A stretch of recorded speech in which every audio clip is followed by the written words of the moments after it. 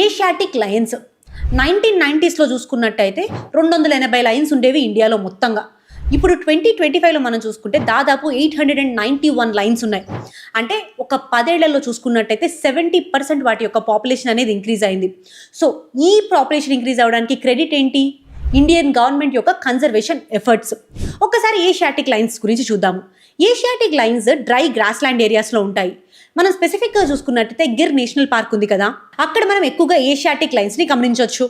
And conservation status చూసుకున్నట్టయితే IUCN కింద వనరబుల్గా and wildlife protection act యొక్క షెడ్యూల్డ్ 1 అండ్ సైట్స్ కింద అపెండిక్స్ 1గా ఉంటుంది.